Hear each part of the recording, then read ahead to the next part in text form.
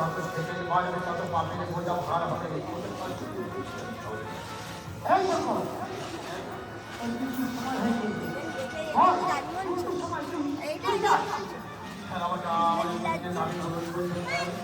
মৃত্যুর আগামী দিনে দাবি করে খেলেন প্রথমে এক নম্বর দাবি আমরা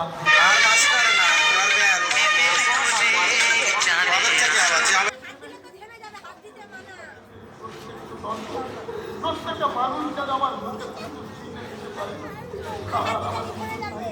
আমার নামে দেবেন আমার জীবনের শেষ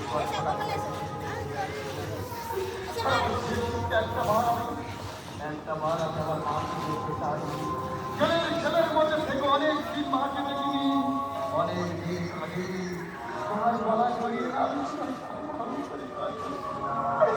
একটাবার আমার মাকে দেখেন না স্যার, একটাবার আমার মাকে দেখেন না। এই কে আছিস? ওর মা সেখানে পালিয়ে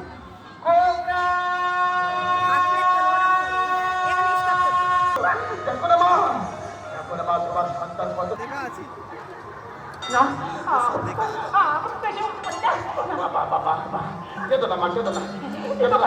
আমাকে বলনি গোপন ডেকেছিলে, শুধু মৃত্যুর আগে একটাবার বলো মা, একটাবার বলো আমার জন্ম জানি না জানি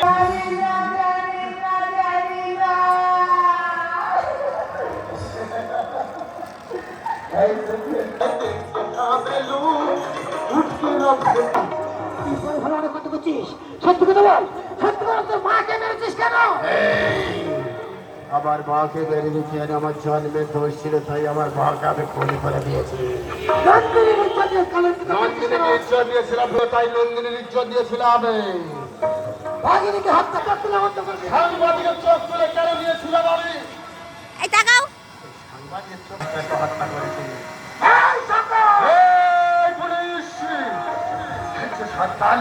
যে সন্তান বাচ্চা বেলায় মা জন্ম যে ডাস্টবিনে ফেলে যায়, বাজারের মা ডাস্টবিনে ফেলে দেয়, সেই সন্তান বড় হয়ে সেই মা ছেলের হাতে মার খাবে নাকি ছেলের বোর হাতে বিরিয়ানি খাবে। যে বাচ্চা সন্তান ডাস্টবিনে পড়ে থেকে কুকুরের মুখ থেকে এটো পাতাকে বড় হয়, সে বড় হয়ে মানুষের রক্ত খাবে নাকি ইনারে বাজার খাবে। যে বয়সে যে সন্তান হাতে খাওয়াবেন দেওয়ার জন্য এই বর্তমান সমাজের মানুষ সেই সময় তার হাতে ছুরি চিন্তা তুলে দেয়, সে বড় হয়ে মানুষ মনে করবে নাকি থাকতে হবে। আমার আরেকটা অবৈধ সন্তান জন্ম নিত, সেই সন্তানের নাম রাখে সুলতান সরকারি। সমাজের মানুষকে জবর দখল করতো, তাই আমার মাকে ভুল করে দিয়েছি। স্বামীর সন্তান আমার সন্তান ছিল, ওই সন্তান বড় আমার মতো